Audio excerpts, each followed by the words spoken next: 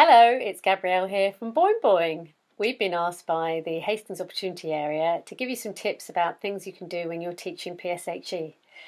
Today, I'm going to be talking to you about teaching about mental health and anxiety, particularly in the light of what young people have been through with a year of thinking about global pandemics and COVID-19. And before you mention it, yes, my hair has now gone purple, and that's lockdown for you. So anyway, let's crack on.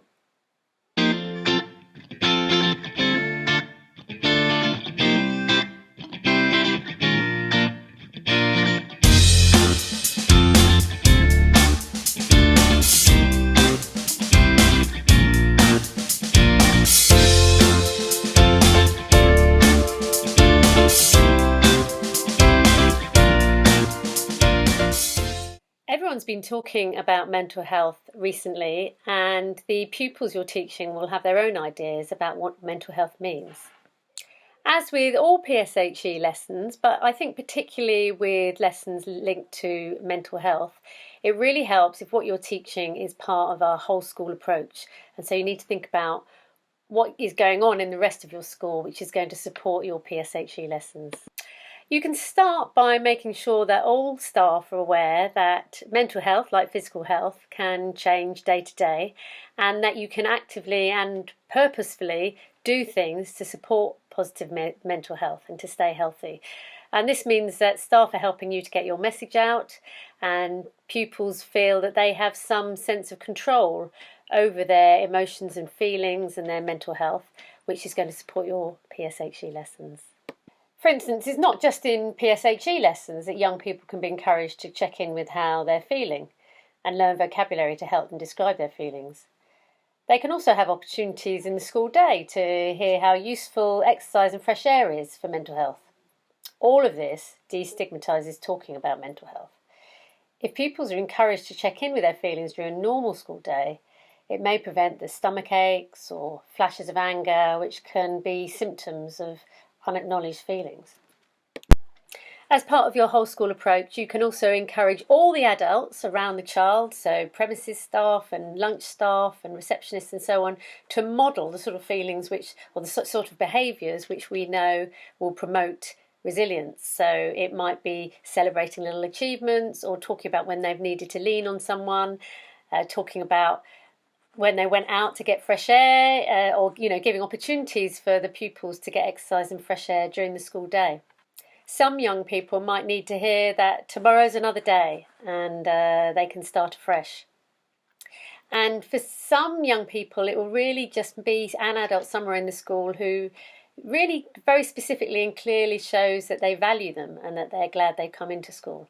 And all of those sort of things are going to help build a young person's mental health, which will then reinforce what you're teaching them in your PSHE lessons. In your school, you can use the resilience framework to plan in lots of resilience building opportunities, which will promote positive mental health for all the young people. So, going back to your PSHE lessons, it's good to know that everything that you teach in the curriculum for health and relationships is going to be promoting positive mental health for your young people. But it might be worth you focusing in on specific information about mental health, which will equip young people to enact things themselves or to know when to go for help if they're feeling like their mental health isn't very healthy in a particular moment. After the experience of COVID, we thought it might be a good idea to have a lesson which looks at worry and anxiety. And the idea is that pupils will be able to recognise where their worry is something they should seek help about, and also feel confident about putting into practice some strategies or thinking ahead to times when they know things are going to get stressful again, and have some strategies to try out so that they will feel better and feel more in control. Let's have a look at how you could teach about worry and anxiety in your PSHE or RSHE lessons. A good start for pupils of any age would be to get them to explore the type of things that make them worried. They wouldn't necessarily have to share this, but to start thinking about it. and you could talk about COVID in this context. And it's important to normalise worries here and to acknowledge that everybody feels worried in terms of uncertainty, and it's a very normal response to a stressful situation.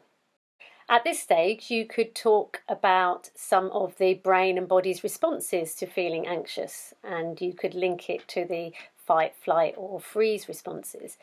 Depending on their ages, you could go into more detail about how the amygdala and how it governs our responses in terms of what the body does, and then how that makes you feel, and why the body does these things, just to explain what's going on. I've seen this done with infants, very young infants, and they were taught by a TA called Dr. Brain, and they understood exactly what was happening, which meant that they could then recognise in some of their peers if things were going on and somebody was finding it really difficult to self-regulate. They no longer referred to that as being naughty, but they really understood what was going on.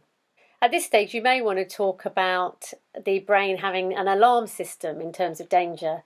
And you could also talk about triggers, so things that make people feel scared or frightened, which then lead to sort of cycles of feeling more and more frightened about facing up to those type of things. And it's always helpful if any young people start to really understand what's going on in their bodies, that they can then take the steps to do something about it. If you want more information about this, Young Minds is a good place to start. It's got some good and useful information for you to convey to the pupils or direct them to. We believe that the next stage in the lesson, it would be good to get the pupils to discuss how worry and anxiety feels, and you could potentially draw around a whole body, get someone to lie down and draw around the body, and then everybody could point out where in the body you might feel things, or each individual pupil could have a copy of their body and write it themselves. So they start to understand these physical responses to anxiety. Another useful thing might be for the pupils to share together who gets worried, and they could then think about the fact that adults get worried about things as well, and often it's linked to feeling uncertain and feeling unsure, and just really to take away the stigma about talking about worries, so that it's very, very normal to feel it, but what to do when it gets out of hand. At this stage, you can then start talking about how and when worry then becomes a difficulty. When it gets out of hand, when you could use the metaphor, we like to use the metaphor of a car alarm, which is all well and good in the right circumstances, but if it keeps going off when there isn't any danger, then that becomes a difficulty. And so it could be worrying about the worry, thinking about the dog that frightened you, and then after a while you just become too frightened, you become frightened of all dogs and so on. So lots of different things building up the worry. If it starts to interfere, then this is the time to start doing something about it. And this would be a good stage if you're doing this to make it very, very clear where in your school pupils can get help, and also what will happen when they seek help. So do you have a system of writing down anonymous things, or sort of doing a sad face somewhere so somebody knows to go and get you? Is there somebody specifically they can go and speak to? When can they do that?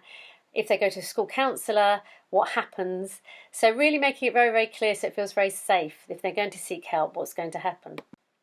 Case studies are a very good way to help pupils to explore a situation and yet feel distance from it. So depending on the age of your students, you could find some appropriate case studies which reflect the type of worries that they may feel. And then they can discuss what advice they would give to this young person and where they could go to. So they get some of their answers, they produce some of their solutions without necessarily feeling it's specifically about them. There's a whole range of tips and tricks that you can share with the pupils to get them to think about how to look after their own mental health resilience. So they may get together a self-soothe box, easy for you to say, with lots of things in it, to squeeze and which feel nice, which might help them. You could try progressive muscle relaxation with them. There's a lot of evidence around that actually being really helpful. It's so simple, where just go through the body and make the muscles tight and then relax them. You can talk about how exercise helps and suggest or give them opportunities to try out exercise to see what impact it has on them. Some young people have made some of the following suggestions. So writing a letter to yourself to explain how you feel. Focusing on breathing, and you can use the Calm app for that. You could do that in class possibly to really sort of think about how really deep breathing and focused breathing and cyclical breathing can help calm down.